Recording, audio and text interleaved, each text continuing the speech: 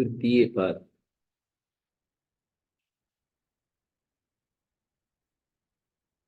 तीसरा अध्याय का तीसरा पाद, बहुनामानि उत्तराणि द्वादश।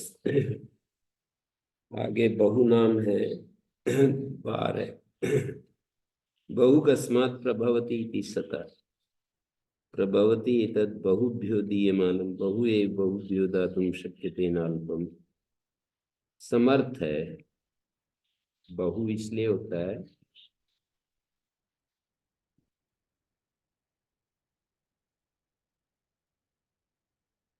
प्रयपूर्वक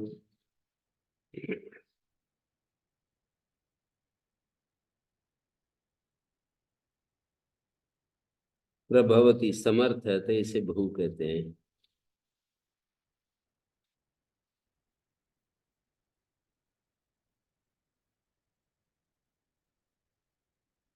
बहुतों को कोई चीज दी जाए तो बहु एव बहुभ्यो दातुं शक्यते। बहु अल्प चीज हो तो बहुतों को नहीं दी जा सकती।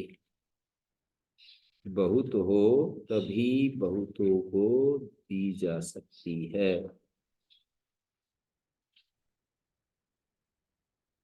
ह्रस्व नामानि उत्तराणि एकादश। बहु नाम के बाद ह्रस्व नाम आ गए। ह्रस्वो हर्षते, ह्रसितो ही भवति स महता सकाशात्। ह्रस्व अल्प होता है, छोटा होता है, क्योंकि वो न्यूनार्थक हस धातु से बनता है। महन नामानि उत्तराणि पंचविंशति। महत नाम है पंचविंशति। महान कस्मात् मानेन अन्यान जहाति इति शाक्ति। मंघनीयो भवति इति वा पूजनीयो भवति। मंघनीय का अर्थ है पूजनीय। मानेन अन्यान जहाति, मान में वो अन्यों को पीछे छोड़ देता है। महान को महान क्यों कहते हैं? क्योंकि वो अन्यों को पीछे छोड़ देता है। जहाति तिरस्कारार्थ। जहाति जो है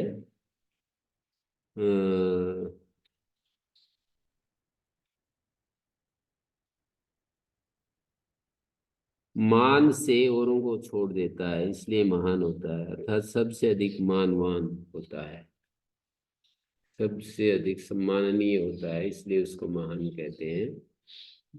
माने नन्यान जहाती, मान के को लेकर दूसरों को पीछे छोड़ देता है। माने औरों का इतना मान नहीं होता है।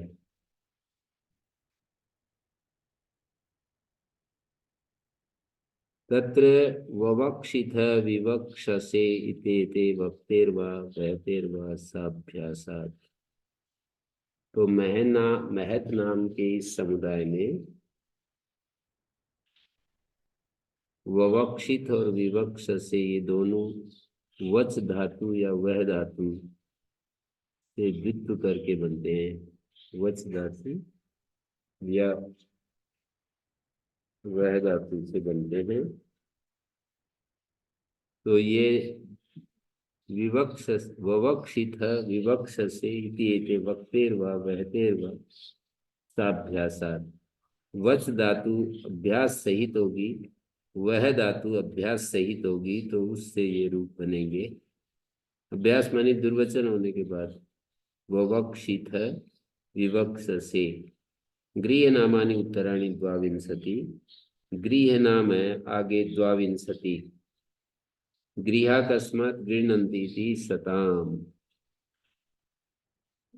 या एव महान्ता तैव गृहिणो भवन्ति। महन् नाम्भ्यः उत्तराणि गृह नामानि। यावदेव किंचित् आह्रियते तत्सर्वमेव गृह्णन्ति। जो कुछ लाया जाता है उस सबको ये ग्रहण कर लेते हैं। घर जो होते हैं माने ये भले आदमियों को सेवा से ग्रहण करते हैं तो इन्हें गृह कहते हैं। या ये जो कुछ भी आए उसको खपा लेते हैं, ग्रहण कर लेते हैं। घर जो होते हैं वो जो कुछ आए उसको खपा लेते हैं, मतलब उसको ग्रहण कर लेते हैं। या तो ये अर्थ होगा गृह्णन्ति इति सताम, या फिर यावदेव किंचित आर्यते, जो कुछ भी लाया जाता है उसको ग्रहण कर लेते हैं, दुष्पूर होते हैं घर। और दूसरी तरफ क्या होगा, भले आदमियों को सेवा से ग्रहण करते हैं, सेवा से ग्रहण करते हैं, इसलिए घर कहलाते हैं। तो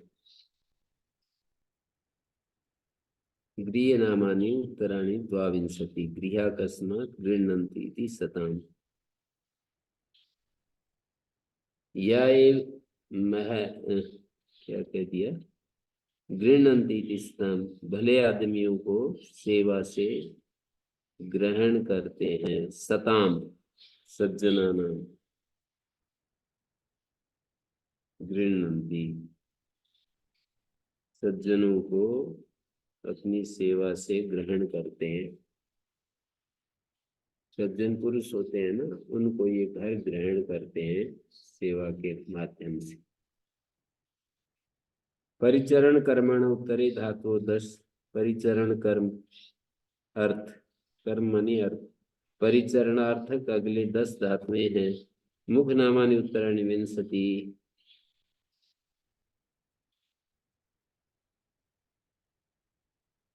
सुख नामानि उत्तराणि विंशति, सुखम भवति, परिचर्यमाणानामेव सुखम भवति, परिचरण कर्मभ्य उत्तराणि सुख नामानि। ऐसे संगति तो लगाई है व्याख्याकारों ने, जैसे घर के बाद ही ये धातुएं क्यों आई परिचरण, क्योंकि गृहेषु अवस्थिता परिचर्यन्ते, घर में अवस्थित होते हैं तब इनकी परिचर्यन्ते मानी सेवा होती है या सेवा करते हैं। तो घर नाम से बाद में परिचरण अर्थ वाली धातुएं गिनी। सुखम कस्मा सुहितम खेभ्या, ख मानी इंद्रियां, इंद्रियों को अच्छा लगता है उसको सुख कहते हैं। सुख, ख मानी इंद्रियां, तो सु मानी इंद्रियों के लिए जो अच्छा लगे उसको सुख कहते हैं। खम पुनः खनते, खम को अर्थ इंद्रियां कैसे हो गया, बोले ये खोदी हुई है, खनते है खम। अवदीर्णम में कर्णादि आयतनम भवति, ये कर्णादि आयतन जैसे नासिका है का, आंख है, कर्ण है, खोदी हुई होती है।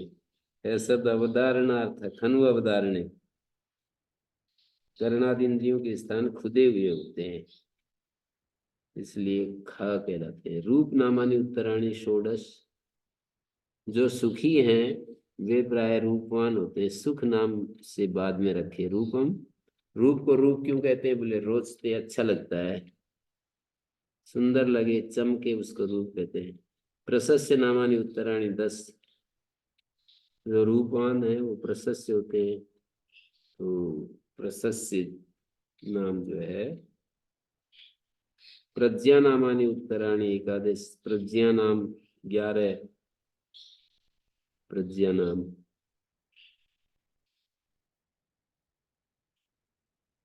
प्रज्ञा के कौन कौन से नाम है, माया भी एक प्रज्ञा में आया है, निघंटू,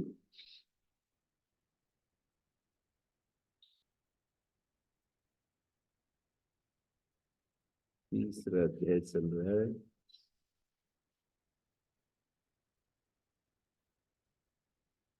ये है केतु, केता, चेत, चित्तम, क्रतु, अशुद्धि, सची, माया, वयुनम, अभिख्या, ये प्रज्ञा के नाम है।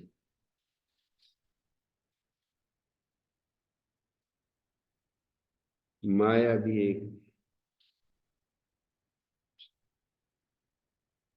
बहुत क्लियर है, अपने हिसाब से व्याख्या करनी है। बहुत अवसर है इसमें अपने हिसाब से व्याख्या करने की कि किस शब्द में क्या ले सकते हैं। शेरविन में माया पकड़ करके ये कहा, वैदिक अर्थ माया का प्रज्ञा है, ज्ञान है। मायावाद का खंडन करते हैं ना वे, तो कहा कि वैदिक अर्थ माया शब्द का ज्ञान है।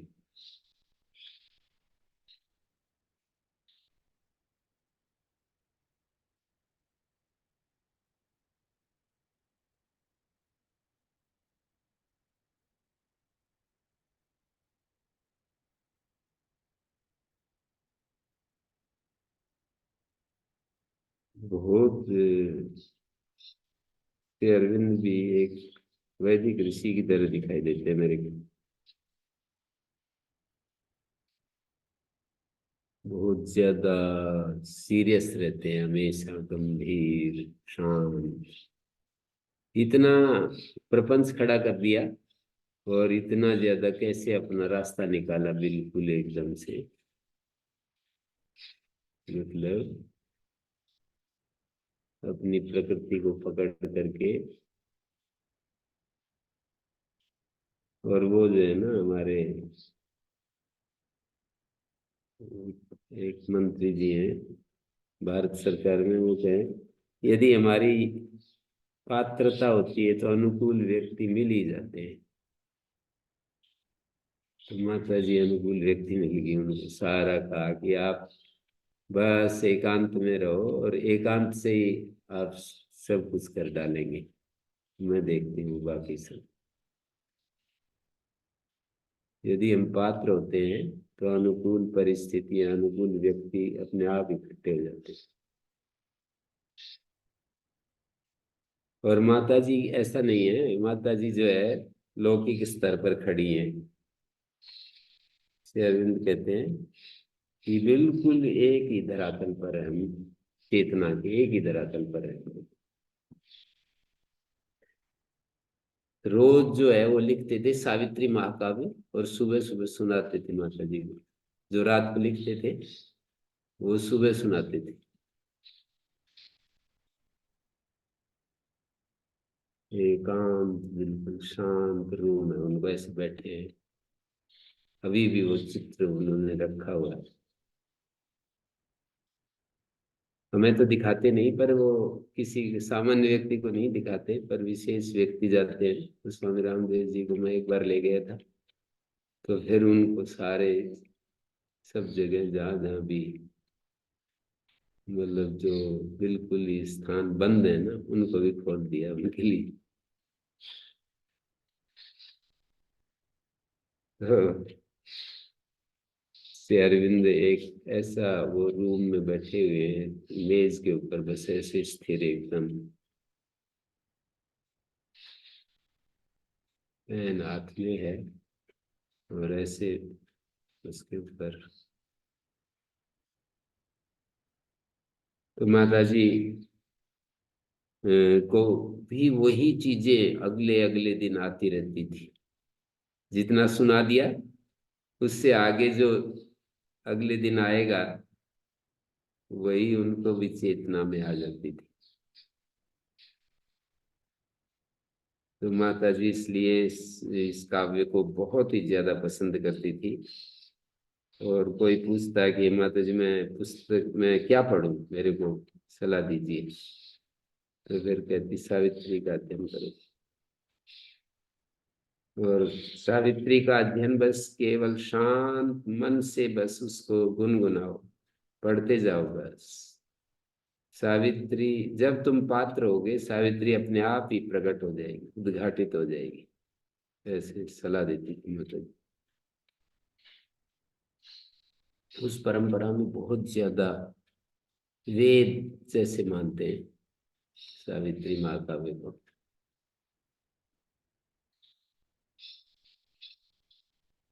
सत्यवान सावित्री की मात्र कहानी नहीं, ऐसा मानते हैं वो। ये आध्यात्मिक यात्रा का विवरण है। श्री अरविंद की जो आध्यात्मिक यात्रा थी उसका विवरण है। आखिरी में उन्होंने सावित्री पर ही काम किया। ये सारे वेद आदि का काम जो है वो पहले ही हो लिया था। मतलब जब वो पांडिचेरी गए हैं तभी ये वेद और गीता, उपनिषद, इनके ऊपर लिखना जो भी था, लास्ट में सावित्री आया है। जब वो बिल्कुल एकांत में चले गए, तब सावित्री पर लिखना शुरू किया। वैसे तो पहले ही उनकी आइडिया में था, जब वो वहां पर थे बड़ौदा नरेश के पास। पर देखिए कैसे कैसे होता है, भारतीय भाषा भी नहीं जानते थे कोई भी, अपनी मातृभाषा से भी अपरिचित थे। और कोई भारतीय भाषा नहीं जानते थे, केवल विदेशी भाषाओं से ही परिचित हुए थे। जब वो विदेश से लोग थे, अंग्रेजी, लैटिन, ग्रीक, स्पेनिश, फ्रेंच, इन सब भाषाओं के विद्वान होकर के वो भारत आए, केवल बहुत छोटी उम्र में ही, 21-22 साल की उम्र में। और मतलब 7 साल के गए, 14 साल इंग्लैंड में रहे, और वहां से लौट कर आए, 14 साल इनके पास रहे, बड़ौदा नरेश के पास। उसके बाद बस इधर आ गए पांडिचेरी। बीच में 14 साल इनके पास रहे, और बीच में बंगाल में कुछ काम किया वो, स्वतंत्रता, उसमें लेख लिखते रहे कर्मधारा में।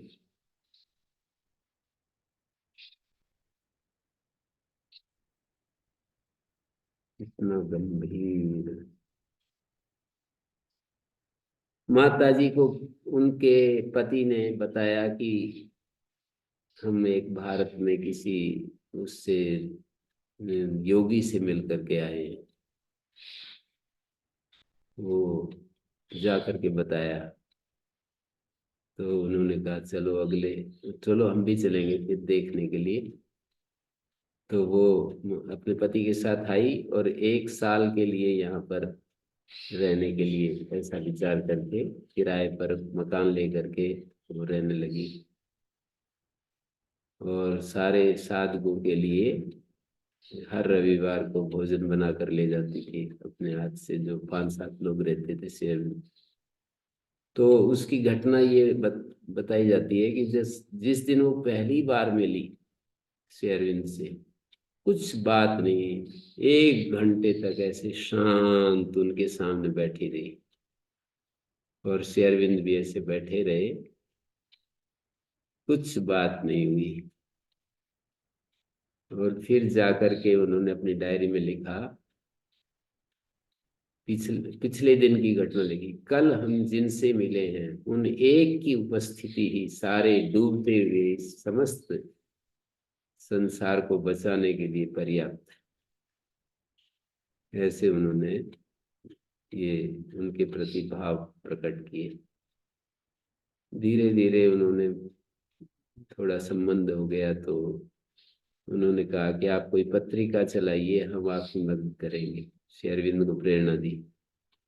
श्री अरविंद एक आर्य नाम की पत्रिका लिख शुरू की, और उसमें 64 पेज की वो पत्रिका होती थी। वो स्वयं टाइप टाइपराइटर होते थे उस समय, उस पर सीधे टाइप करके श्री अरविंद उसको दे देते थे माता जी को। और वो ग्राहक बनाना, भेजना, लोगों के पास व्यवस्था करना, सारा करने लगी। फिर विश्व युद्ध, तो कितना 1914 में विश्व युद्ध शुरू हो गया, तो वापस माता जी को वापस बुला लिया। माता जी और उनके पति जो आए थे फ्रांस से, वापस बुला लिया कि आप लोग वहां नहीं रह सकते। तो शेरविन कहते हैं कि फिर मैं, मेरे ऊपर आ गया सारा काम, लिखना भी, फिर उनको छपवाना, फिर उसको भेजना। तो ऐसे करते हुए 6 साल तक शेरविन ने ये प्रोग्राम चलाया। उसी समय के हैं ये सारी पुस्तकें जितनी भी हैं। गीता के ऊपर लेख आता था, उपनिषद के ऊपर, योग समन्वय के नाम से, और डिवाइन लाइफ के नाम से एक एक लेख वो लिखते चले गए। 6-7 साल तक ऐसा ही क्रम चलता रहा। उस वे ही पुस्तकें बाद में Gita Prabandh, Upanishad, on Upanishad, essays on the Gita, secret of the Veda और लाइफ डिवाइन, और ये सारी पुस्तकें उसी समय की है जब वो पत्रिका में प्रति मास अपने लेख छाप रहे थे। ऐसे करके वो हो गया। माताजी फिर 2020 में वापस लौट करके सारे अपने काम समेट करके और जापान में रही। बीच बीच में कभी पत्र व्यवहार होता रहता था श्री अरविंद का। फिर लौट करके 2020 में भारत आ गई। हाँ, 1920 में, 1920 में आ गई। और फिर वो श्री अरविंद के उस मतलब व्यवस्था करने लगी, तो एक महिला, ऐसे विदेशी महिला रहने लगे, तो थोड़ा सा हलचल हुई भारत के साथियों में जो रह रहे थे श्री अरविंद के। श्री अरविंद के प्रति श्रद्धा तो रखते थे, पर उतना मतलब पूरा एकदम गौरव का भाव नहीं था इनमें। जो साथी थे, 4 5 6 साथी थे जो रहते थे। तो माता जी ने व्यवस्थित किया कि ये बहुत अद्भुत महान पुरुष हैं, इनको हमें बहुत ही, एक ही तौलिया होता था उसी से सारे नहा लेते थे। ऐसे ऐसी व्यवस्थाएं थी, मतलब स्नानागार, एक ही तौलिया, उसी से सब नहा रहे हैं, वही कर रहे हैं। फिर माता जी ने धीरे धीरे उसको व्यवस्थित किया।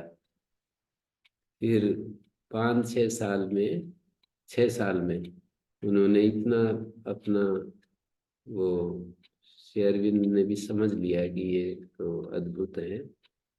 तो उन्हीं को इकट्ठा करके सारे साधकों को कहा कि माता जी मार्गदर्शन करेंगी, मैं अब आपको सीधा नहीं मिलूंगा। एकांत में चले गए और वो बिल्कुल एकदम से, पत्र व्यवहार तो हो सकता था लेकिन ऐसे मिलना बंद हो गया।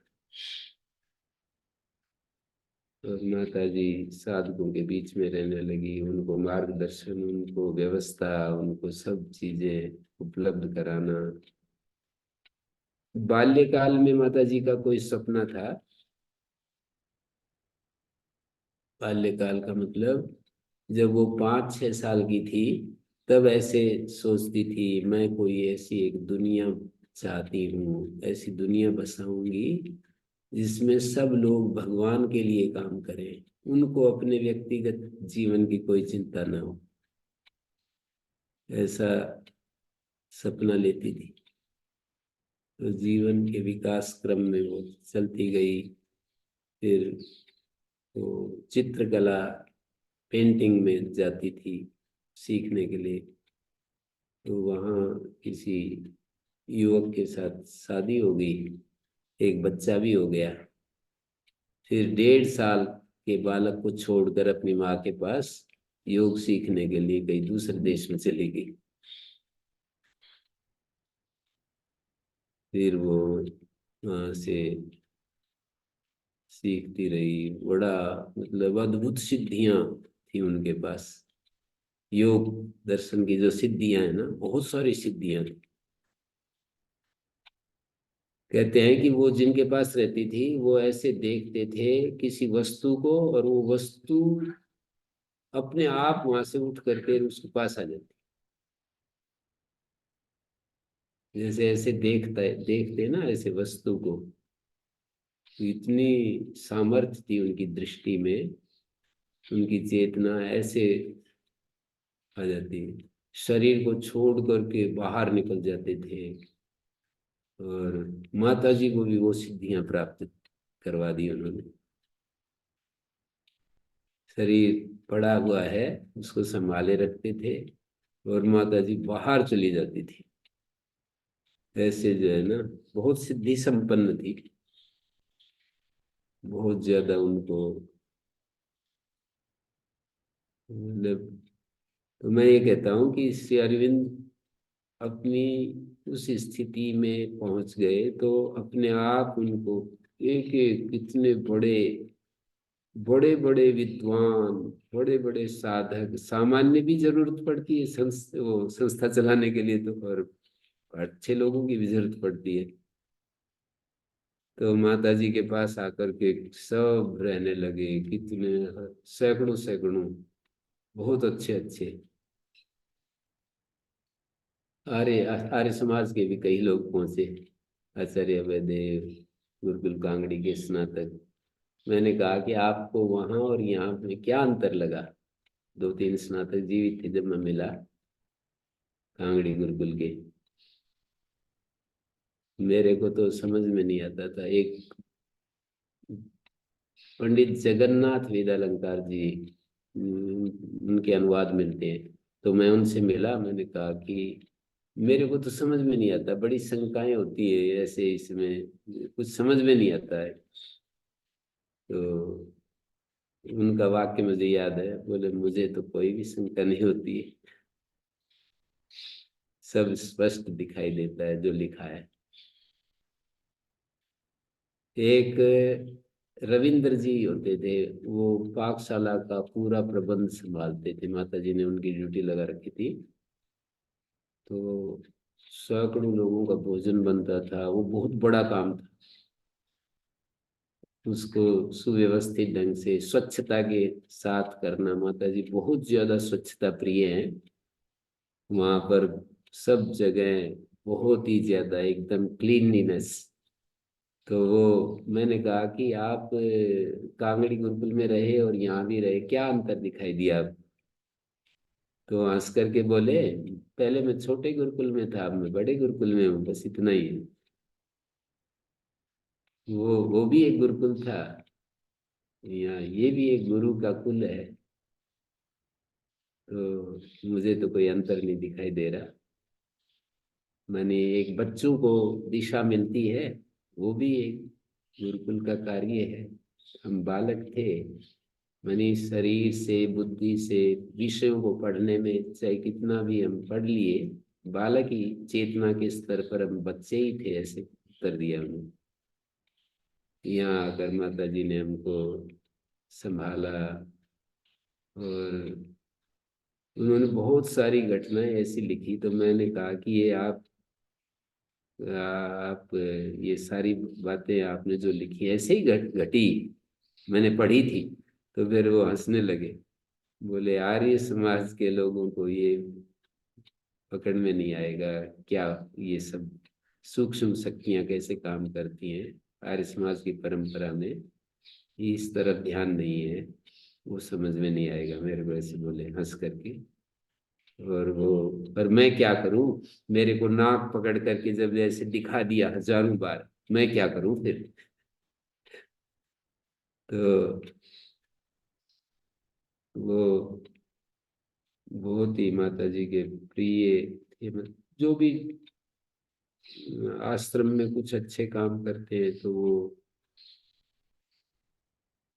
बहुत सारे लोगों से मैं मिला, उस समय जीवित थे श्री अरविंद के दर्शन किए हुए लोग। बाबा जी थे, बाद में मैंने स्वामी जी को भी मिला है। तो बहुत, मैं तो बहुत उनको, जैसे नूरगढ़ वाले स्वामी जी थे, बिहार हिल्स वाले स्वामी जी निर्मलानंद जी थे, ऐसे ही मेरे को दिखाई दिए वो। तो बहुत ही बाबा जी से मैं बहुत प्रभावित था, उनसे सुनता ही रहता था कि श्री अरविंद को आप लोग देखते थे, मिलते थे, इस वर्ष में 3-4 बार दर्शन करने जाते थे, आपको कैसा लगता था? तो बोलते हैं कि हम कई दिन पहले ही तैयारी करने लगते हैं कि दर्शन दिवस आ रहा है, श्री अरविंद के दर्शन होंगे, और हम वो एक अलग चेतना में रहते हुए फिर हम उनके दर्शन करते थे, ऐसे ऐसे। एक व्यक्ति कितना, एक वातावरण, यदि ये सारी समझ में आ रही है फिर भी हम, हमारे संस्कार इतने प्रबल होते हैं कि मतलब ये सब समझ में भी आता है, श्रद्धा भी है, और वो उन लोगों को देख भी रहे हैं, फिर भी उस स्तर पर हम नहीं रह पाते इतना। तो ये महान पुरुष श्री कृष्ण जैसे लोग जो योगेश्वर के रूप में जिए हैं, उनकी चेतना इतने लेवल पर थी। हमारे को तो अचानक जैसे कोई वो हो जाए ना, कोई दुर्घटना हो जाए, तो हम बिल्कुल, हमारा ज्ञान सारा गायब हो जाता है। और ये लोग हमेशा हमेशा उसी ज्ञान में बने रहते हैं। कुछ भी विपरीत परिस्थिति आए, कोई घटना हो, कोई दुर्घटना हो, कोई मर जाए, कोई जी जाए, कोई सफलता विफलता, कुछ फर्क नहीं पड़ता है। इनके अंदर इतने ज्यादा जो गहराई में रहते हैं, इतना ज्यादा शांति को बस आधार बना लिया होता है। तो माया शब्द को पकड़कर मैंने इतना कहा, इसमें एक वयुन शब्द भी आता है। अग्नेन सुपथाराय अस्मान विश्वान देव वयुनानि विद्वान। धी शब्द भी आता है, शची शब्द भी आता है। शचीपति भगवान है और शची बुद्धि है। शची शब्द, शचीपति बोलते हैं ना। चित्तम भी आता है, चेता शब्द भी आता है, अभिख्या ये भी आता है। केतु, केतुम कृण्वन्न केतवे पेशो मर्या अपेशसे। केतुम कृण्वन्न केतवे उदुत्यम जात वेदसम देवम वहन्ति केतवः। केतु शब्द भी आता है।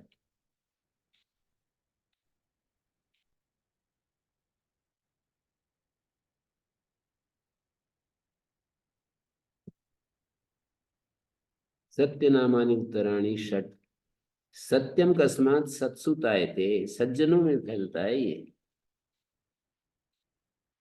सत्सुतायते विस्तीर्यते नहीं सताम समीपे सत्यम अनृतम वक्तुम। सज्जनों में ही फैलता है, इसलिए सत्य होता है। सज्जनों के समीप झूठ नहीं बोला जा सकता।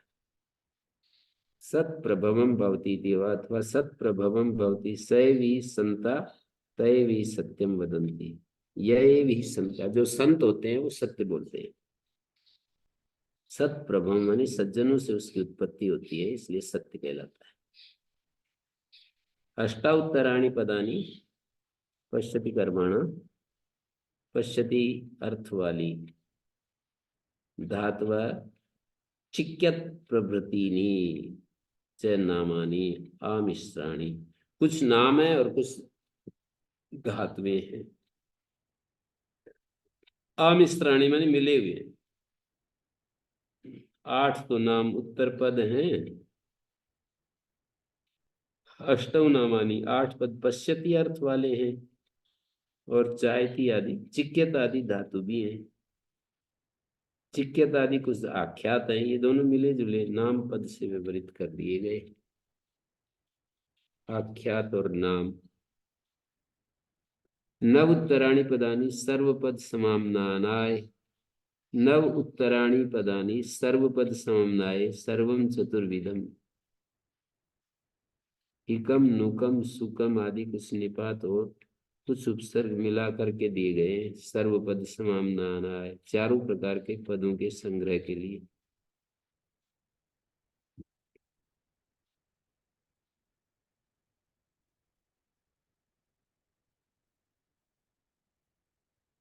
नव यानी उत्तराणी पदानी सर्वपद समाम्नाय, क्या कह दिया? चारों प्रकार के पदों के संग्रह के लिए सर्वपद समाम्नाय। 4 पद होते हैं ना, नाम आख्यात उपसर्ग निपात, तो सर्वपद समाम्नाय सारे पदों के संग्रह के लिए। नव उत्तराणी पदानी, उत्तर पद है 9। अथात उपमा, अब उपमावाची शब्द आ रहे हैं। यद तद, यद अतत तत्सदृशम इति गार्ग्य। उपमा का अर्थ होता है जो अतत, वह न हो किंतु उसके समान मालूम पड़े, वो उपमा कहलाती है। यद अतत, जो वह न हो, तत्सदृशम लेकिन उसके समान मालूम पड़े, उसको उपमा कहते हैं, ऐसा गार्ग्य कहते हैं। तद आसाम कर्म, इन उपमाओं का यही प्रयोजन है कि ज्याय ज्यायसा वा गुणेन प्रख्यात तमेन वा कनीयांसम वा प्रख्यातम वा उपमीत यथापि कनीयसा ज्यायांसम। 2 तरह की उपमा, एक हीनोपमा, एक बड़े बढ़े हुए गुण के साथ छोटे की उपमा, एक छोटे से बड़े की उपमा। तद आसाम कर्म, आसाम कर्म मानी इन उपमाओं का यही प्रयोजन है कि जैसा गुणेन प्रख्यात तमेन, जो किसी बड़े प्रसिद्ध गुण से अप्रख्यातम कनीयांसम, अप्रसिद्ध छोटे की उपमा दी जाती है, या छोटे से बड़े की उपमा दी जाती है। तो छोटे से बड़े की उपमा का एक उदाहरण दे रहे हैं, वेद में ही होता है, लोक में ऐसे नहीं होता। हीनोपमा का उदाहरण वेद में ही मिलेगा। तनु त्यजाय तस्करा वनर्गु रसनाभिर्दसभिरविद अभ्यधिताम, ऋग्वेद के 10वें मंडल का मंत्र है। तनु त्यक, तनु त्यक्ता, वनर्गु वनगामिनो, अग्निमंथानो बाहु तस्कराभ्याम उपमिमीते। तस्कर जो है ना, उनके साथ उपमा दे रहे हैं। तनु त्यजा तनु त्यक्तौ चौर्याभिप्रायण हर्तव्यम व मर्तव्यम व इति कृत अध्यवसाय तस्करो। या तो चोरी कर लेंगे या मर जाएंगे, ऐसे जो निश्चय के साथ जाते हैं ना तस्कर, चोर। वनर्गु, वन में घूमने वाले, मार्ग मोक्ष को, मार्ग रोक करके और लूटने वाले वनर्गु। वनगामिनो मार्ग मोक्ष को, तो यथा किंचित अध्वगम बदनीयाताम रज्ज्वा, वो जैसे तैसे राहगीर को रज्जू से बांध देते हैं। रसना भी, वैसे कह रहे हैं, रसना भी, 10 भी रसना भी, 10 रस्सियों से किसी पथिक को बांध लेते हैं, उसी प्रकार। तो ये तो उपमा दे दी, जैसे तनु, अपने शरीर की परवाह न करने वाले, तनु त्यजा, तस्करा, तस्कर होते हैं, 2 तस्कर। यह बहुवचन है, क्या है ये? तनु त्यक वनर्गु, द्विवचन में दिया है। तो तनु त्यजऊ, तनु त्यजाई तस्कर, तस्कर वनर्गु वनगामिनऊ, और अग्निमंथनऊ बाहु, अग्निमंथन करने वाले बाहु जो हैं, तस्कराभ्याम उपमिमीते, अग्नि वो करते हैं ना, अग्निमंथन, बड़ी शक्ति का काम है। साधारण रोगी रागी यजमान जो है ना, ये नहीं कर सकता, कमजोर यजमान नहीं कर सकता है अग्निमंथन।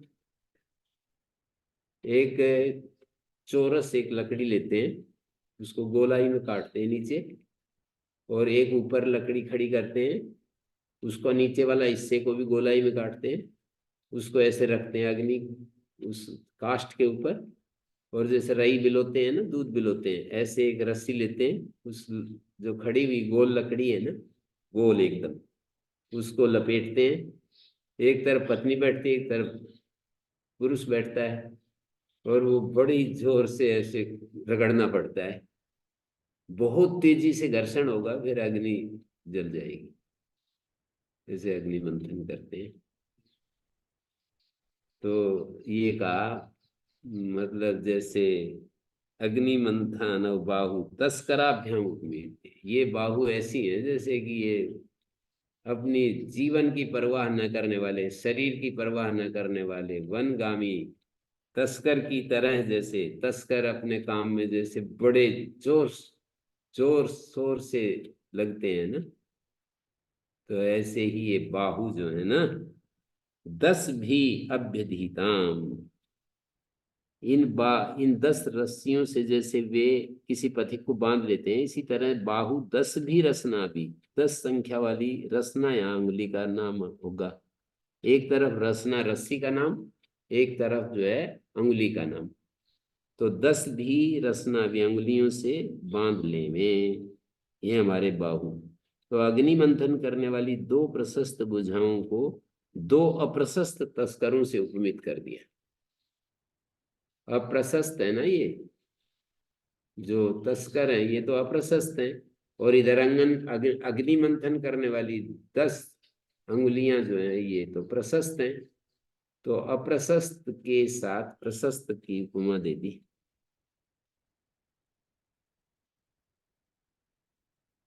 तनोतिर्वस्यात् क्या कहा, अग्निमंथनो बाहु तस्कराभ्याम मिदे तस्करो भवति यत् पापकम, तत्करो भवति, तस्कर का मतलब ये वो करता है, क्या करता है, जो पाप है, जो पाप है चोर उसी को करता है।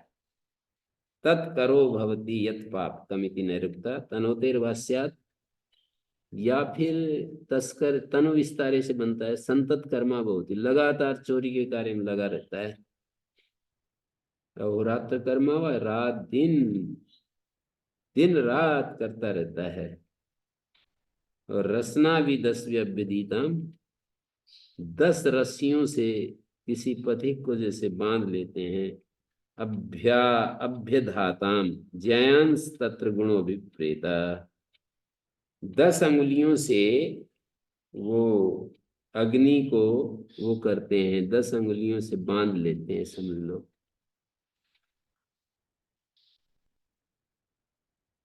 तो इसी तरह से कहते हैं ज्यायांस तत्र गुणो विपरीत, यहाँ तो गुण ज्यायान गुण अभिप्रेत है ना। जब वे बुझाएं, अग्नि को बांध लेती हैं, अग्नि बांध लेना मतलब अग्नि को काबू में कर लेते हैं, जला देते हैं। ऐसे वे तस्कर पथिक को बांध लेते हैं, अपने काबू में कर लेते हैं।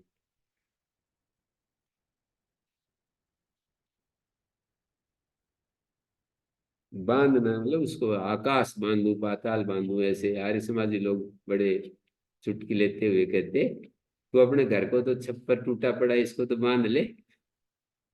क्या क्या पंडित जी बोलते हैं, आकाश बांधू, पाताल बांधू, इसको बांधू, उसको बांधू, है। तो बांधने का मतलब उसको वश में करना। तो यहाँ अभ्यधीताम, रसना भी 10 भी अभ्यधीताम, अभ्यधाताम ज्यास्तत्र गुणो विप्रेत।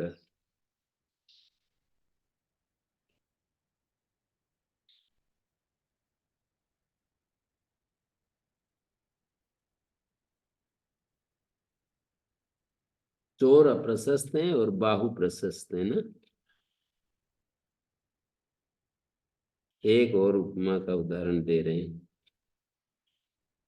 कुस्विद दोषा कुहवस्तोरश्विना क्वाह विपित्तम करता कुहो सतु, क्वाम सयुत्रा विदभेव देवरम मरियम न योषा कृणुते सदस्था, क्वस्विद रात्रो भवता क्व दिवा, कक्षीवतो दुहिता घोषा नाम तस्या ये मार्शम। घोषा की, घोषा कोई वो है, उसकी पुत्री है, कक्षीवान की लड़की है घोषा, उसकी ये ऋचा है, ये ऋषि का है। इस मंत्र की जो दृष्टि ऋषि का है।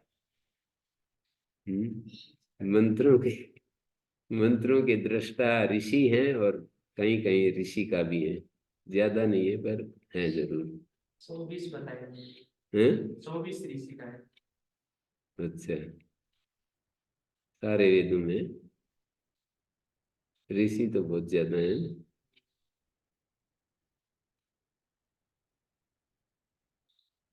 तो घोषा ऋषि की ये है, हे अश्विनव कुर्षित दोषा क्व नु युवाम रात्रो भवथा। घोषा कह रही है कि हे हे अश्विनी कुमारो, दोषा कहते रात्रि को, रात्रि में आप दोनों कहाँ थे। वस्तो पूर्व अभिपित्वम, वस्तो मानी कल के दिन, दिन में कहाँ थे, रात्रि में कहाँ थे, और वस्तो कहाँ थे। वस्तो शब्द जो है ना, वस्तर और वस्तु, दिन नाम में वस्तु पड़ा होना चाहिए, दिन नाम देखते हैं, दिन नामानी, अहर नामानी,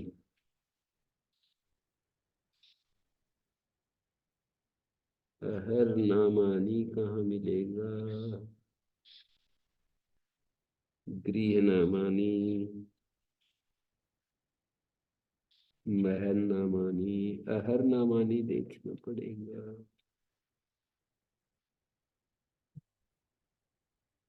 हम्म, आया तो है ऐसा नामानी।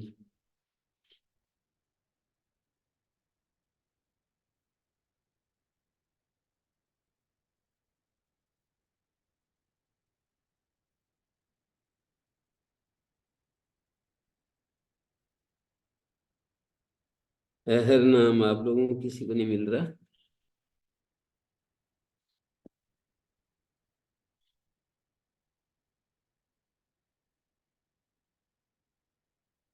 एहन।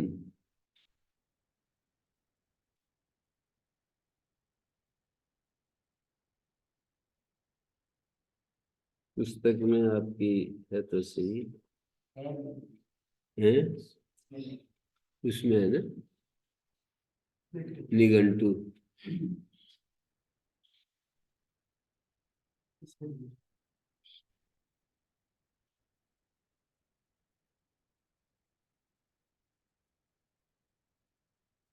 एक में जो वास्तु नाम सोडा वास्तु आहार नाम है।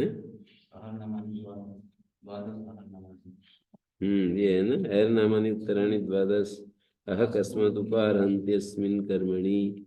दूसरे अध्याय में ही आ चुका है तो ये मिल जाएगा। कर्म नामानि, अपत्य नामानि, मनुष्य नामानि, अंगुली नामानि।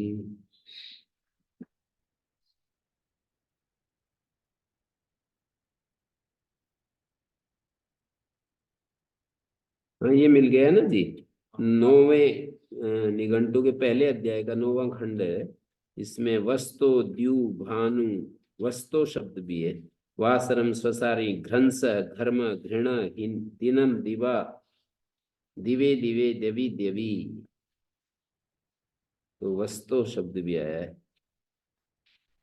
दिन के वाची देवी देवी भी है। उपत्वाग्ने दिवे दिवे, दिवे दिवे शब्द भी है। उपत्वाग्ने, हे अग्ने हम तेरे पास। उपत्वाग्ने दिवे दिवे दोषावस्तर धिया वयम। प्रतिदिन दोषा रात्रि में और वस्तो दिन में क्या करें? प्रतिदिन नमो भरन्ते, नमस्कार को भेंट धारण करते हुए तुम्हारे समीप पहुंचे। आचार्य वागीश जी के पिताजी इस मंत्र को बोलते थे बड़े भाव में। उपत्वाग्ने दिवे दिवे दोषावस्तर्भिया वयम नमो भरम। एक मंत्र ये बोलते सोमरारम विनोरिधि गाओ न यवसेस्व मर्य स्व। ओके। पिताजी की पूरी सामर्थ्य आचार्य वागीशी में आ गई। मतलब वाक सामर्थ्य बहुत ही अद्भुत बोलते हैं।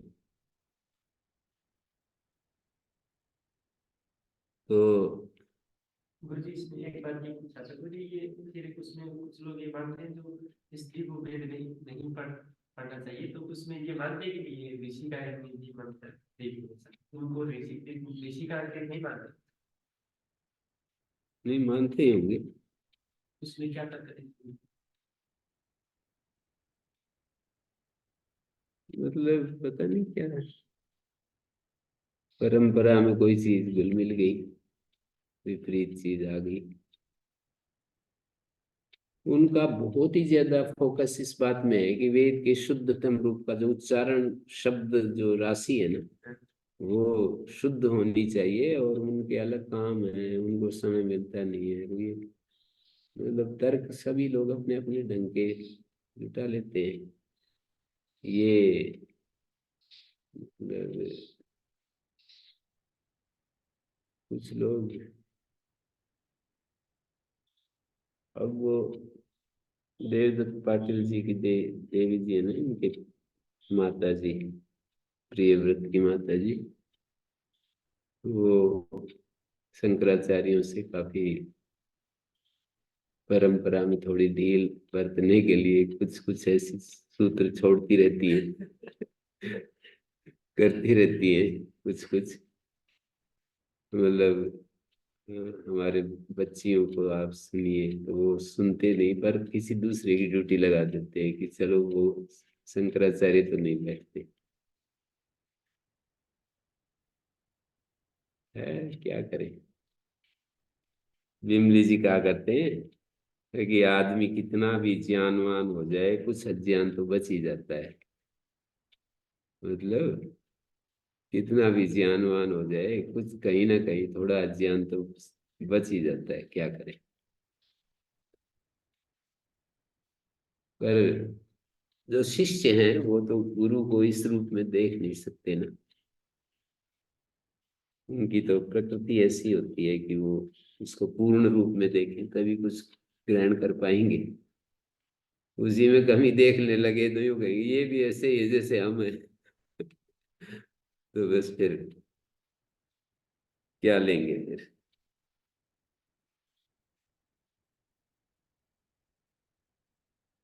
देखने को मिलता ही है ना।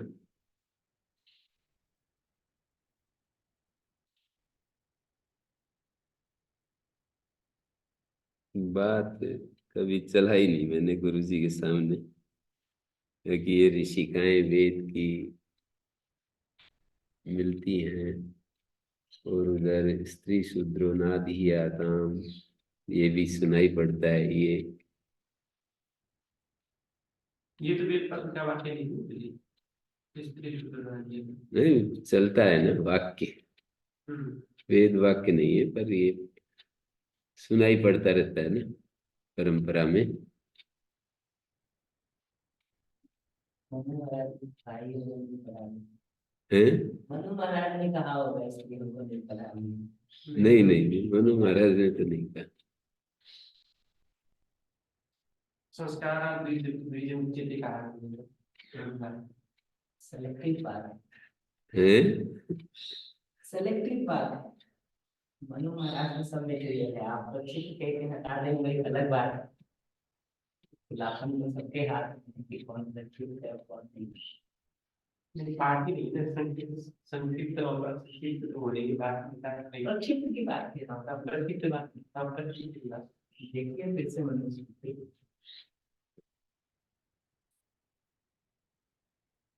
तो वस्तु दिन का यहाँ पर कहा कुह, हे अश्विनी कुमारो दोषा रात्रि में थे। पर वे लोग ये तो मानते, ये तो मेरी चर्चा हुई कई बार गुरु जी से, कि कोई शूद्र है कोई स्त्री है वो ब्रह्म को तो प्राप्त कर सकती है, ये तो मानते हैं। पर जो ये ब्रह्मसूत्र का निर्णय है ब्रह्मसूत्र का निर्णय है। हाँ तो ये तो मानते हैं, पर ये वेद अध्ययन जो है ना, वेदाध्ययन में रुचिमान नहीं। ब्रह्मसूत्र में ये प्रश्न है, हम्म उनको वेद अध्ययन का अधिकार है कि नहीं और ब्रह्म ज्ञान पा सकते कि नहीं। हाँ तो ब्रह्म ज्ञानी तो हो सकते हैं, उसमें तो विप्रतिपत्ति नहीं, पर वेदाध्ययन में विप्रतिपत्ति है। ब्रह्म ज्ञान अलग चीज है और ब्रह्म वेदाध्ययन मानी वेद के शब्दों का अध्ययन, अर्थ अध्ययन भी नहीं, शब्दाध्ययन। जो वेद के शब्द है ना उनका जो अध्ययन है, और फिर अर्थवाद के रूप में उसको ज्यादा ही बढ़ा देते हैं कि भाई इनको बिल्कुल इनकी ये जबान काट दो, इनका कान में शीशे भर दो, ये कर दो वो कर दो, ये अर्थवाद है। ये तो केवल मतलब ये नहीं है कि ऐसे ही कर दो, उसका तात्पर्य इतना ही है कि वो तो किसी को सुनने में बहुत ही बुरा लगता है तो इसलिए फिर वो नाराज हो जाते हैं। उनके लिए पंचम वेद पुराना है। हैं? उनके लिए पंचम वेद है पुराण आदि, जिनका मजाक नहीं कर रहा हूँ, उसका निर्णय है। महाभारत रामायण पंचमवेद है। उसको पढ़ करके वो ज्ञान तक पहुंच सकते हैं, ब्रह्म ज्ञान तक। नहीं ये लोग भी जो वेद पढ़ते हैं ना वो अर्थ थोड़ी पढ़ रहे हैं, शब्दाध्ययन है ना। ये तो जब शब्द ही नहीं पढ़ पाएंगे तो मुझे अर्थ तो कहाँ से जान पाएंगे, इसलिए ये तो तर्क देते हैं, पर उनके लिए और शब्द हैं दूसरे जिनसे वो अर्थ पा सकते हैं। दूसरे वाले शब्द है ना, जो दूसरे शास्त्र गीता आदि स्मृति शास्त्र है ना, उनको तो मना नहीं करते। ब्रह्मसूत्र में चर्चा है। तो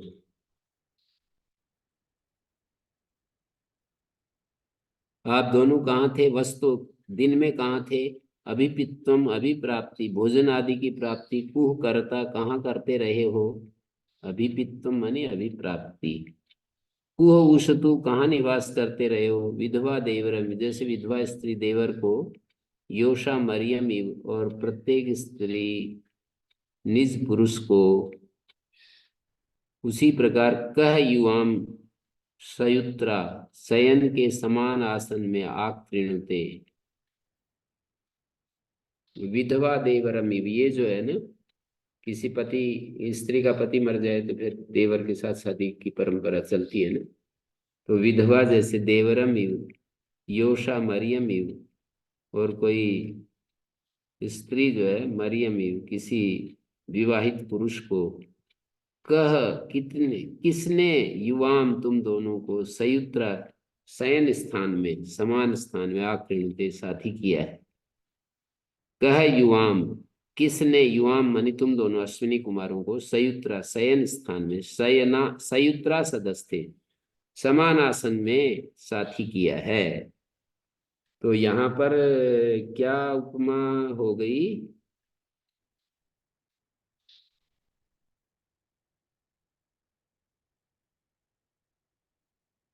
यहाँ उपमा क्या है?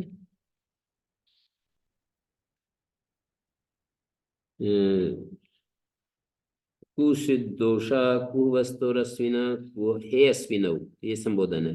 कुशिदोषा कुवस्तो कुआभिपित्वम करता कुहोषतु, अभिपित्वम अभिप्राप्तिम, भोजन आदि की प्राप्ति का को वाम सयुत्रा विधवेव देवरम मरियम न योषा कृणुते सधस्थ आ, समान स्थान में आकृणुते आकुरुते, आकृणुते आकुरुते। तो क्वचिद रात्रो भवथा क्व दिवा, दोषा मनि रात्रि और वस्तो मनि दिवा, क्वा भी प्राप्तिम कुरुथा क्व वसथा, कुह उषथु का, उषथु का अर्थ है क्व वसथा, को वाम सैने विधवेव देवरम, देवरा कस्मात् द्वितीयो वरा उच्यते, विधवा विधात्रिका भवति, विधवनात्वा विधावनात्वा इति चर्मशिरा। चर्मशिरा एक नैरुक्त आचार्य ने विधवा का ये अर्थ किया, विधात्रिका, धात्री रहित, पति रहित हो जाती है। विधवनाद्वा विधावनाद्वा अपि वा धवा इति मनुष्य नाम, तद वियोगात विधवा। धव मनुष्य को भी कहते हैं और उससे जो रहित है उसको विधवा कह देते हैं। देवरो दिव्यति कर्मा, दिव्यति अर्थ वाली दिव धातु से देवर होता है। मरियो मनुष्यो मरण धर्मा, योषा योते है, यु मिश्रणे अमिश्रणे च, मिश्रणार्थक साही मिश्रयति आत्मानं पुरुषेण साकम।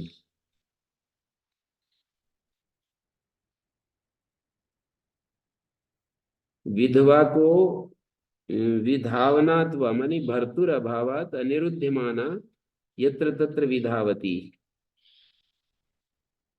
धाता धारयिता विगत विगत धात्रिका भवती।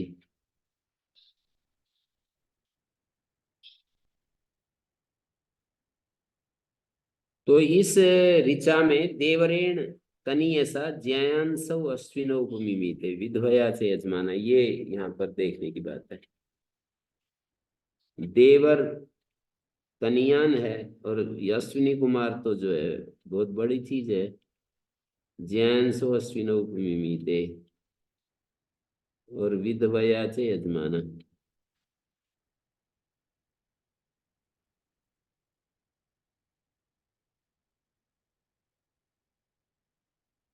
अब निपात आ गए। अथ निपाता पुरुषतादे व्याख्याता, निपातों के बारे में पहले चर्चा आ चुकी है। अब उनकी उपमार्थों की विशेष व्याख्या, यथा इति कर्मोपमा, यथा जो है क्रिया की उपमा के में आता है। यथा वातो यथा वनम यथा समुद्रम एजति भ्राजन्तो अग्नयो यथा आत्मा यक्ष्मस्य नश्यति पुरा जीव पृथो यथा।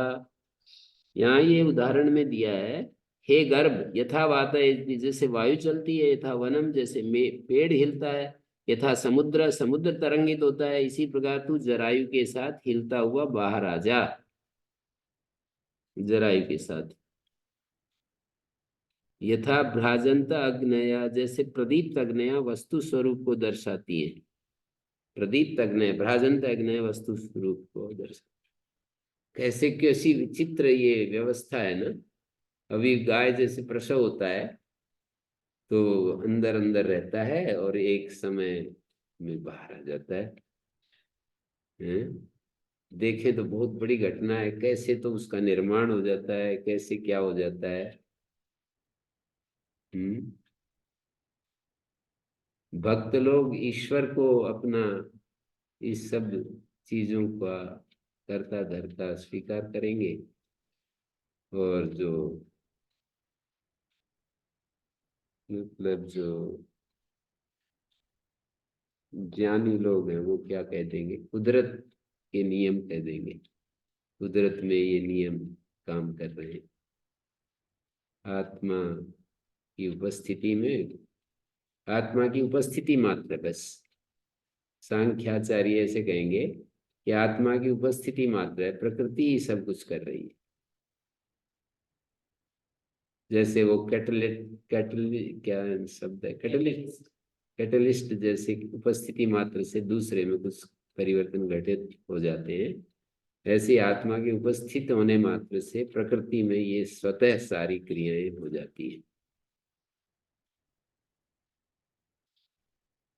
तो भ्राजन्तो अग्नयो यथा आत्मा यक्ष्मस्य नश्यति पुरा जीव व्रतो यथा, कहते आत्मा यक्ष्मस्य औषधियों के नाम लेते ही जीव वृथा मानी जीव को पकड़ने वाले व्याध से, जैसे जीव ग्रीभा, जीव ग्रीभा का अर्थ होता है जीवों को पकड़ने वाले व्याध से पहले ही पकड़े जाने वाले जीव भय से मर जाते हैं। जीवों को पकड़ने वाला जो व्याध होता है ना, शिकारी, पूरा पहले ही पकड़े जाने के भय से जीव जो है मर जाते हैं। व्याध जब सामने आता है तो जो छोटे छोटे, जैसे शेर को देख करके, बिल्ली को देख कर चूहा जो है जैसे वो हो जाए, बिल्ली को देख कर चूहा जो है एकदम से, कबूतर बिल्ली को देख कर कबूतर आंख बंद कर लेता है, ये उदाहरण भी देते हैं। तो ऐसे ही कह रहे हैं कि जीवों को पकड़ने वाले व्याध से पूरा पहले ही पकड़े जाने वाले जीव भय से मर जाते हैं, जीव जो हैं भय से मर जाते हैं। उसी प्रकार उन औषधियों को देने से पहले ही, औषधियों के नाम लेते ही यक्ष्मस्य आत्मा नष्ट हो जाता है। यक्ष्म जो रोग है ना, रोगों का राजा माना जाता है, क्षय रोग, उसका आत्मा मानी उसका स्वरूप नष्ट हो जाता है। उपमा बड़ी तेजस्वी दी है, जैसे व्याध का नाम लेते ही और वो नष्ट हो जाते हैं, ऐसे ही औषधियों का नाम लेते ही यक्ष्म का जो स्वरूप है, यक्ष्म का जो कारण है, आत्मा मनी निदान, नष्ट हो जाता। आत्मा यक्ष्मस्य नश्यति पुरा जीव ग्रीभो यथा आत्मा अततेर्वा अपतेर्वा। आत्मा को आत्मा क्यों कहते हैं? आत्मा अततेर्वा, अत सातत्य गमने से आत्मा सर्वगत होने से ये सर्वत्र गति किए हुए है। आपतेर्वा, महर्षि दयानंद वाले जीवात्मा में आत्मा को इस तरह घटाएंगे, सतत गति एक शरीर से दूसरे शरीर में जाते रहते हैं। ये कहते हैं आत्मा अततेर्वा, सर्वत्र व्याप्त है, सर्वत्र पहुंचा हुआ है। सारे शब्द वही शब्द हैं पर उनके अर्थ दृष्टि भेद से बदल जाते हैं, बदल जाते हैं और कभी निर्णय नहीं हो सकता। हम्म, इस विधि से तो कभी निर्णय नहीं हो सकता। निर्णय सबके हो रहे हैं। अपने अपने मतलब एक निर्णय को बात नहीं। वरना तो सब अपना निर्णय निकालते ही है। इस तात्पर्य इसका ये है श्रुति का। उसके बिना, प्रमाण का निश्चय हुए बिना प्रमेय निश्चय कैसे होगा? प्रमेय के निश्चय के लिए प्रमाण तो जरूरी है। और फिर पहले शास्त्र से देखते हैं, गुरुजनों के अनुसार देखते हैं, फिर अपने अनुभव में देखते हैं। अनुविद्य विजानाति ऐसे आता है। शास्त्र क्या कह रहा है? अनुविद्य विजानाति। पहले शास्त्र दिखाता है, गुरुजन दिखाते हैं, फिर अपने एक्सपीरियंस में देखते हैं, अपने अनुभव में देखते हैं। अनुभव में तो सारे फिर एक ही हो जाते हैं। जैसे कि आत्मा शांत है, तो वहां जाकर के तो फिर सब एक ही हो जाते हैं। इसलिए कहते हैं एकम सद्विप्रा बहुधा वदन्ति। वेद में ही ये बात कह दी, एक सत्य को ज्ञानी लोग अनेक रूपों में प्रकट कर रहे हैं, पर वो यत्र विश्वम भवत्येक नीडम, एक वाक्य है वेद का ये भी। अंततः फिर एक ही हो जाते हैं। तो ये अग्निर आत्मा यक्ष आत्मा आपतेरवा, आपती का मतलब आपति व्याप्त हो, सबको व्याप्त किए हुए आत्मा। अपिवा आपता ही भवती, आप्त की तरह होता है। यावत व्याप्ति भूता, सारी ही वस्तुओं को व्याप्त कर लेता है सर्वज्ञ होने से। आप्त ही भवती, आप्त प्राप्त ही भवती। यावत व्याप्ति भूता, यावत व्याप्ति भूता इति, जितना भी सारी वस्तुओं को व्याप्त कर लेता। अग्निर न ये भ्राजसा रस रुक्म वक्षसा, अग्निरिवीये मरुता भ्राजमाना रोचिष्णु उरस का भ्राजस्वंतो रुक्म वक्षसा। ये जो मरुत देवता हैं, अग्निरिव अग्नि की तरह भ्राजसा तेज से युक्त हुए, रुक्म वक्षसा तेजस्वी वक्षस्थल से युक्त हैं। ये हमारे यज्ञ को संपन्न करें। रुक्म वक्षसा तेजस्वी वक्षस्थल से युक्त हैं, ये हमारे यज्ञ को संपन्न करें। इनमें न जो है ना, न उपमा के अर्थ में आ रहा है। अग्निर न मानी समान, रुक्म वक्षा रोचिष्णु रस का, सोने की तरह दमकती हुई छाती से युक्त।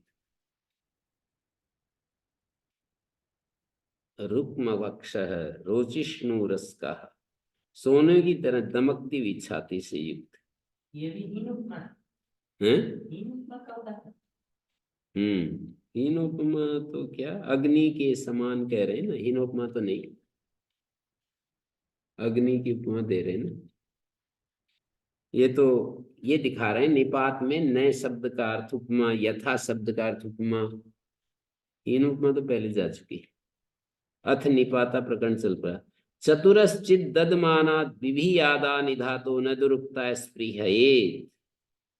यहाँ कह रहे हैं चित मानी यहाँ पर उपमार्थक है। चित जैसे चार पाशों को, चतुर मानी चार को, द्वितीय बहुवचन है।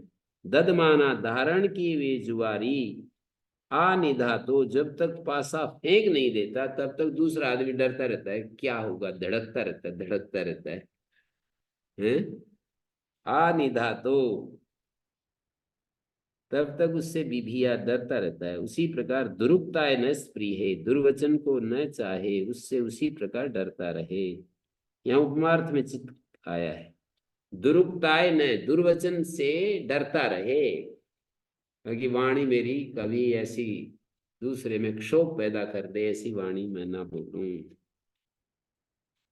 दुरुक्ताय न स्पृहयेत्, दुरुक्त के लिए वचन नहीं, दुर्वचन को न चाहे। इतना अच्छा वाक्य है। दुरुक्तात विभियात्, दुरुक्त से डरता रहे, उद्विजेत। दुरुक्ता ये चतुर्थी पंचमी के अर्थ में, दुरुक्त से डरता रहे, दुर्वचन से डरता रहे। या चतुर्थी है तो क्या अर्थ होगा? स्पृहेत, दुर्वचन के लिए की इच्छा ना करे, दुर्वचन को न चाहे। आइति आकार उपसर्गा पुरुषतादेव व्याख्या था। आ जो उपसर्ग है ना, वो पहले व्याख्या हो चुकी है, अब उपमा के अर्थ में देख लिए। जार आभगम जार युभगम आदित्योत्र जार उच्यते रात्रि जरयिता, रात्रि को जीर्ण कर देता है। सय भासाम, वही आदित्य भासाम, जो भास दीप्ति है ना, आ का अर्थ है जैसे, उपमार्थ में आ, जार सूर्य, भूमि में भगम, भूमि में और अंतरिक्ष में स्थित रस को या स्व ज्योति को ऊपर ले जाता है, रस को या अपनी ज्योति को, वैसे ही तुम भी अपनी माता पिता की सेवा करो, उन्हें ऊपर सुख धाम में पहुंचा दो। तो जारा आदित्य, आदित्य ही जार शब्द से विपरीत है, क्योंकि रात्रि जरा ही था। सय भाषाम, और वही ज्योतियों का, चंद्रादियों का, कांतियों का विनाशक है। मतलब चंद्र आदि की जो ज्योतियां हैं उनका भी जीर्ण कर देता है ना ये। रात्रि में जो चंद्र आदि ज्योतियां दिखाई देती हैं, सूर्य उदय होते ही उनको जीर्ण कर देता है। तो जार आ भगम, भगम का अर्थ यहाँ पर जार आ भगम, जार भगम आदित्योत्तर अस्मिन् मंत्रे जार रात्रे जरिता तदुदय रात्रि जीर्यते सैव भाषाम चंद्रादीनाम ज्योतिषाम जरयिता नाशता। और भगम भूमि में और अंतरिक्ष में स्थित रस को, जार इव भूमि और अंतरिक्ष में स्थित रस को स्वज्योति को ऊपर ले जाता है। तथापि निगमो भवति, ये भी एक निगम होता है। स्वसुर जारा श्रृणोतु न, आदित्य के जार होने में मंत्र प्रमाण दे रहे हैं। स्वसु अपनी बहन उषा का, जार है विनाशक। ये जो है आदित्य की बहन मानते हैं उषा को, और जार विनाशक, सूर्योदय होने पर उषा नष्ट हो जाती है। स्वसु स्वसु न शृणोतु, वो हमें सुने। अपनी बहन उषा का जार विनाशक, सूर्योदय होने पर उषा नष्ट हो जाती है। न शृणोतु, स्वसुर स्वस्त्री बहन के लिए आता है। स्वसुर जार है, स्वसु का जार मानी बहन का नष्ट करने वाला जो सूर्य है, वो हमारी पुकार को सुने। उषसम, उषा को अस्सी सूर्य की स्वसारम आह कहा गया है। उषा को सूर्य की बहन बताया। साहचर्यात, उषसम अस्य स्वसारम आह साहचर्यात, सूर्य और उषा प्रातः साथ साथ रहते हैं। साहचर्यात और रस हरणाद्वा, या रस जो जल है ओस के एक साथ मिलकर रहने से, रस जल ओस के एक साथ मिलकर रहने, सूर्य और उषा दोनों ओस का हरण करते हैं। उषा भी रस का हरण करती है और सूर्य भी रस का हरण करता है। अपिवा मनुष्य जार अभिप्रेत असत, यहाँ पर जार शब्द से जो व्यभिचारी मनुष्य है वो अभिप्रेत है।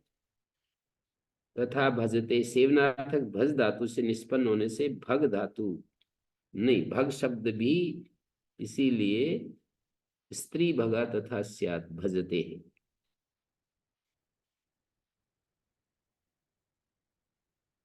तो अपने माता पिता की, हे पुरुष तुम अपने माता पिता की सेवा में रमण करो, जैसे कि वो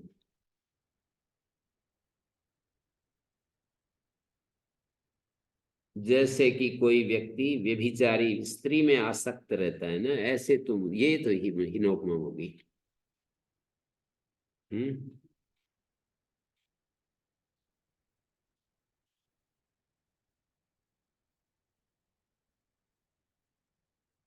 अग्नि मेष इति भूतोपमा, मेषो भूतो अभियन्नयः, मेषो मिशते तथा पशु पश्यते। मेष इति भूतोपमा, मेष ये जो भूत शब्द के साथ मिलकर उपमावाची है। मेषो भूतो, मेष की तरह, ये अर्थ है। मानी मेष यह भूत शब्द के साथ मिलकर उपमावाची है। मेषो भूता, मेष की तरह, अभियन सामने जाता हुआ, अयः जैसे तू पहले प्राप्त हुआ है उसी प्रकार अब भी आ। अभियन, मेषो भूतो अभियन अयः, अभियन अयः, एक नुट आगम अतिरिक्त हो रहा है। तस्मान, जैसे कि वो होता है ना, तस्मिन्निति। अभियन अयः, नुट आगम हो गया ना, गमर स्वादिजी गमन नित्यम। तो इसका अर्थ ये हुआ कि मेष की तरह सामने जाता हो, जैसे मेष होता है ना, मेढा सामने जाता हुआ ऐसे टक्कर मारता है, सामने जाता हुआ जैसे तू पहले प्राप्त हुआ है, अया माने प्राप्त हुआ है, उसी प्रकार अब भी आ।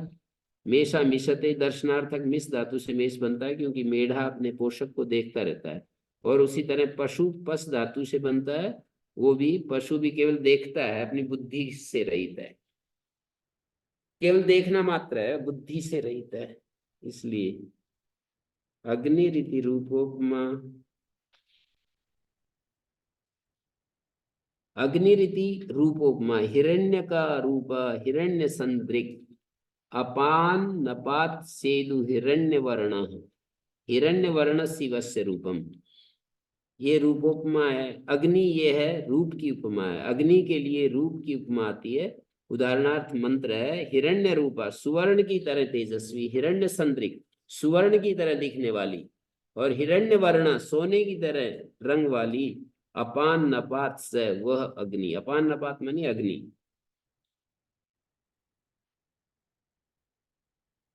हिरण्य की तरह ये अग्नि, अपान नपात अपाम नपता, जलों का जो मध्य स्थान वैद्युतो अग्नि, अपाम नपात अग्नि के लिए आता है।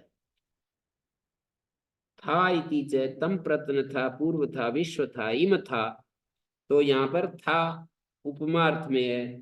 तम प्रत्न था, प्रत्न इव, पूर्व इव, विश्व इव, इम इव, अयम इत तरो अमुष्मात्, असौ अस्त तरो अस्मात्, अमुथा यथा सौ इति व्याख्यातम। पुराण अत्रि वशिष्ठ आदि की तरह प्रत्न था, उस इंद्र की स्तुति करते हैं। तम, तम का मतलब उस इंद्र की हम स्तुति करते हैं। प्रत्न था, पुराण अत्रि वशिष्ठ आदि ऋषियों की तरह, पूर्व था पहले ऋषि मुनि आदि की तरह, विश्व था सब की तरह, और वर्तमान प्रजा की तरह, इम था, इदम शब्द से इम बन गया, वर्तमान प्रजा की तरह।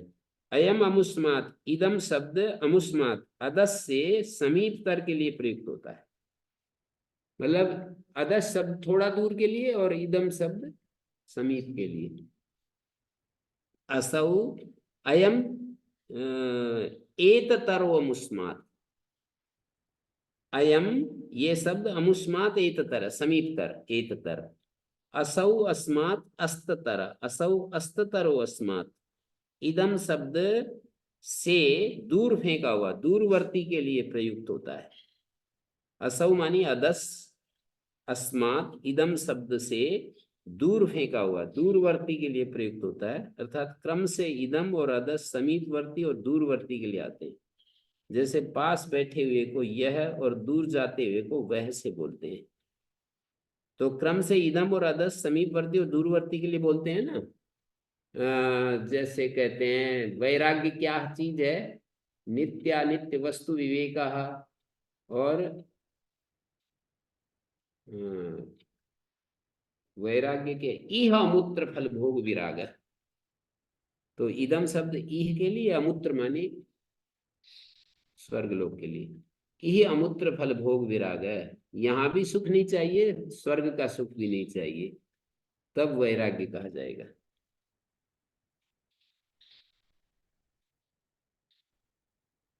तो अमुथा यथा असौ, अमुथा असौ की तरह है, अमुथा यथा असौ, जैसे कि असौ होता है, उसकी व्याख्या हो गई।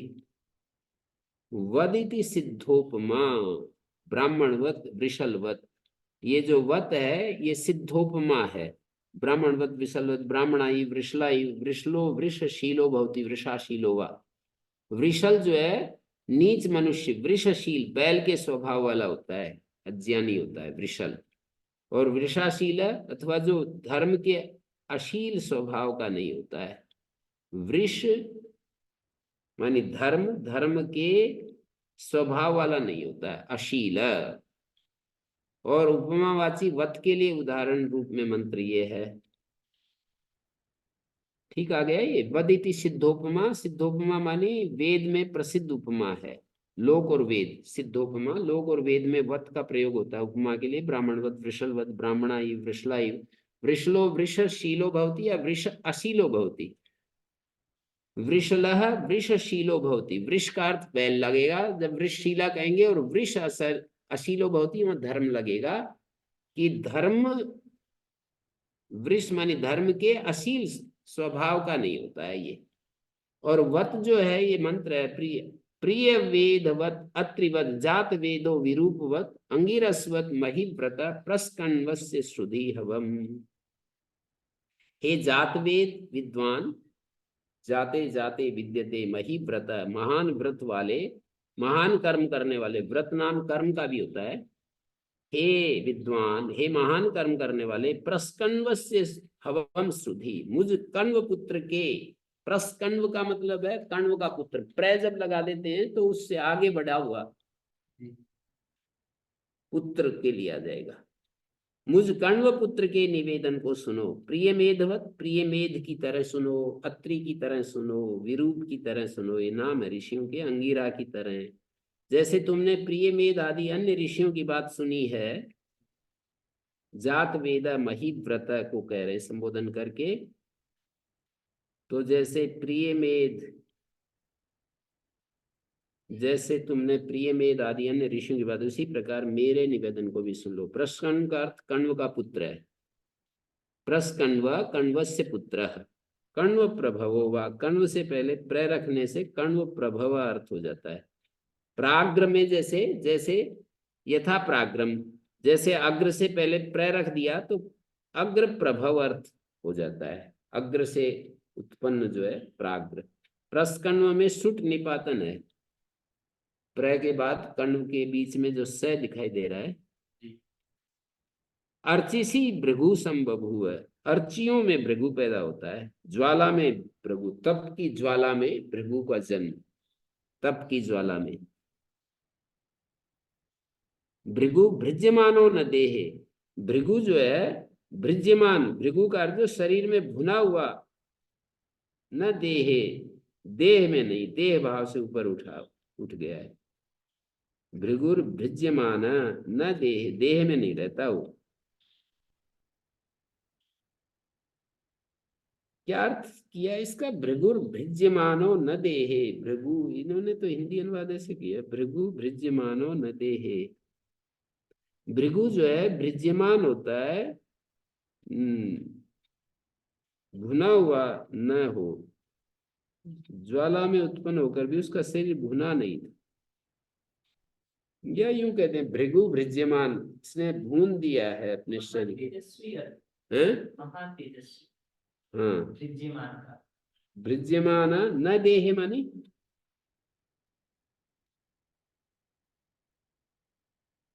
महिव्रत महाव्रत महाकर्मन यथा ऐसाम ऋषिणाम प्रिय मेधादीनाम श्रुतवान असि। हे जातवेद महाव्रत महाकर्मन पूर्वमाह्वानं शृणोति वा एवं ममापि प्रस्कण्वस्य शृणु आह्वानम, मुझ कण्वपुत्र का भी आह्वान सुनो। प्रजापतिना किल शुक्रम आत्मीयमादाय अग्नौ हुतं ततो अर्चिषि ज्वालायां भृगुर्नाम महर्षि संभू। प्रजापति ने अपने तेज को शुक्रम आत्मीयम आदाय लेकर अग्नि में हवन कर दिया, तो अर्ची की ज्वालाओं में भृगु पैदा हुआ। व्यपगते अर्चिषि, और जब अर्ची ज्वालाएं शांत हो गई, अंगारेशु या संबभू सो अंगिरा नाम अभवत, अंगारों में जो पैदा हुआ उसका नाम अंगिरा हो गया। अंकना इति तेहि यथाश्रय निधीयन्ते तच्चिन्हितं भवति, और वो जो अंगारे हैं वो अंकना भवंती, माने अपने शरीर के ऊपर अंगारा डाल देंगे तो चिन्हित कर देंगे उसको, शरीर को। जैसे अंगारा हमारे शरीर पर पड़ जाए तो वो चिन्हित कर देगा। अंकना भवंती, अंगारा अंकना भवंती। उत्पन्ने द्वितीय अत्रैव कुंडे, और इसी कुंड में तृतीयम ऋच्यते, तीसरे को यम उद्देश्य भृगु भृगवादय सोत्री, माने इसी में तीसरे को भी ढूंढ लो। अत्रैव, यहीं पर, माने जब दो पैदा हो चुके तब ऋषियों ने कहा यहीं पर तृतीयम ऋच्यते, तीसरे को भी प्राप्त कर लो। तस्माद अत्रि, अत्र त्रि, अत्र मानी यहीं पर तीसरा भी मिल जाएगा, या न त्रया इति, जिसको तीनों प्रकार के दुख ना हो वो त्रि। इतना अच्छा अर्थ है। अत्रि मानी जिसको तीनों प्रकार के दुख ना हो। और अत्र त्रि, उन्होंने कहा कि देखो भृगु भी इस तप में मिल गया और अंगिरा भी मिल गया और यहीं पर अत्रि भी है, अर्थात तप में ही तीनों पैदा होंगे। भृगु भी, अंगिरा भी और अत्रि भी, तीनों ही तप से पैदा हुए हैं। और तप का मतलब मन की एकाग्रता, इंद्रियों की एकाग्रता का नाम तप है। विखननाथ, उसी स्थान को खोदने से पैदा हुआ, इसलिए वैखानस नाम पड़ा। वैखानस भी ऋषियों के नाम। विखननाथ वैखानसा, भरणाथ भारद्वाजा, और भरण क्रिया के योग से भरद्वाज पड़ा, भारद्वाज। विरूपो नाना रूपा, अनेक रूप होने से विरूप नाम पड़ा, महिव्रतो महाव्रत। कर्मवीर, और व्रत का अर्थ कर्म है, कर्मवीर। प्रिय मेधवत अत्रिवत जात वेद विरूपवत, हे जात वेद अग्ने, प्रिय मेधवत, प्रिय मेध की समान, अत्रि के समान, विरूप के समान, अंगिरा के समान। जैसे उनकी पुकार को सुना, मेरी भी पुकार सुन लो, मैं भी उन जैसा ही होना चाहता हूं। मंत्र कितना अच्छा है। प्रिय मेधवत अत्रिवत जात वेदो विरूपवत अंगिरसवत महिव्रता, हे महिव्रत अग्नि, महान कर्म है जिसके ऐसे अग्नि। प्रस्कन्वस्य, कण्व के पुत्र प्रस्कन्व की पुकार को भी सुन लो, मेरे को भी शरण में ले लो, मेरे को भी वैसा ही बना दो। विखा, विखनन, विखननाथ वैखानसा, भरणाथ भारद्वाजा, विरूपो नाना रूपा, ये सब ऋषि जैसे तप में पैदा हुए हैं, मेरे भी पुकार सुन लो, मेरे को भी तपस्वी बना दो। ओम शांति शांति शांति। ओम श्री गुरुभ्यो नमः। अनुगृहीता स्मः।